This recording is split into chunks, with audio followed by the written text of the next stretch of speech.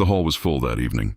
Not the kind of full where people spill out into corridors and stand on their toes to see.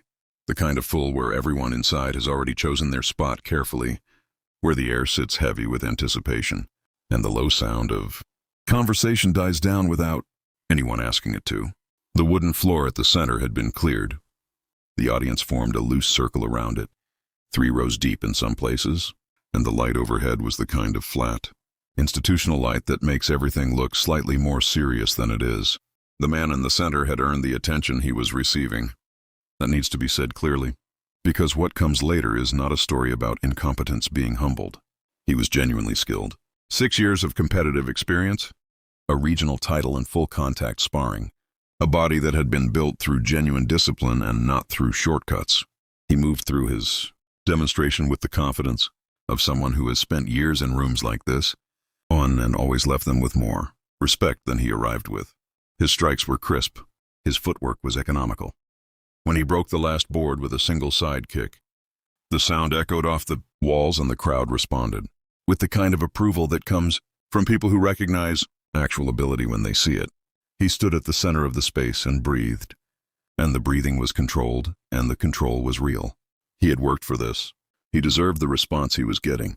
But there was one person in that room who had not responded the way the others had. He was seated near the back of the 3rd row, not hidden, not deliberately placed away from the action, simply sitting where there had been an available seat. He was not large. He was not dressed in anything that would separate him from the 30 other people in his immediate vicinity. If you had been standing next to him and someone had asked you afterward to describe him, you would have struggled to find details that felt significant. Medium build, young but not noticeably so, sitting with his hands resting loosely in his lap. What you might have noticed, if you were paying close attention, was that when the board broke and the crowd reacted, he did not react with them. Not because he was unimpressed in the dismissive sense. Something in his attention was operating differently from the attention of the people around him. While they were watching the strikes, he seemed to be watching something else. Not the movements themselves, but the intervals between them. The half-seconds before the movements began. The spaces where intention lived before. The body was sent to carry it out. He watched the demonstration the way a reader reads a text he has encountered before, not passively, not with detachment, with a quality of attention that was so complete it had become still. The champion noticed him during the second half of the demonstration. It would be difficult to, nothing in particular showing on his face, not nerves, not aggression, not the performed calm of someone trying to appear unafraid. Just attention. Clean, direct, unornamented attention. The kind that has no performance in it because it has nothing to prove.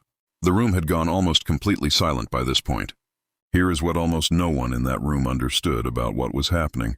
They were watching 2 men prepare to engage, and they were reading the preparation through the frameworks they had available, which were frameworks about size and record and demonstrated ability and the visible confidence of each man's bearing. These are reasonable frameworks. They are the frameworks most people use. They are also consistently wrong about a very specific category of person. The person who is not operating at the level of technique or power at all, but at the level of perception, reading the moment before the moment. The signal before the signal becomes an action. The champion moved first, a controlled forward step, not a lunge the kind of measured, advanced and experienced fighter uses to establish range and invite a read from the person across from him. It was well executed. It was technically sound. The quiet man moved at the same time, not in response to the step. The timing was not that of a reaction.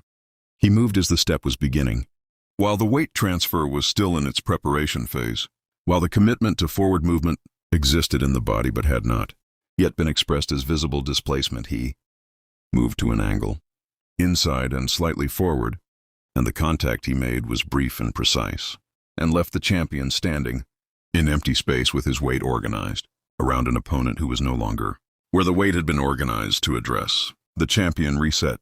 He was professional enough to process what had happened without visible disruption, which itself communicated the depth of his experience. Lesser fighters would have shown something in their face. He showed nothing except a marginal recalibration of his assessment. He moved again, faster this time, a committed jab at real speed. The quiet man was not where the jab was going. He had not retreated. He had not moved laterally in the way a defensive fighter creates space. He had moved forward and to the inside, occupying the geometry that the jab's extension had vacated, and his own hand was at the champion's jaw from inside the reach before. The jab had found its target, did not strike with force. He placed the contact deliberately. Here, this was available. This was where I was while you were still on your way. The room was very quiet. The champion stood and looked at the man in front of him, and the recalibration that had been minor after the first exchange was now something more fundamental. He had felt the contact. He had felt the precision of it, the location, the angle, the complete absence of telegraphing in the approach. He was an experienced fighter. He knew what space is not reacting to what you do. He is already at the destination of your commitment before you have arrived there. That is what the room witnessed that evening. Not speed defeating speed, not cleverness defeating strength. Perception arriving somewhere before aggression had finished deciding to go there. The fight that most people watch is already the second fight. The first one happened in the half-second before, in the small signals that the body cannot hide, in the moment when intention becomes readable to someone quiet enough to read it. That is where Bruce Lee lived. Not in the exchange. In the silence just before it.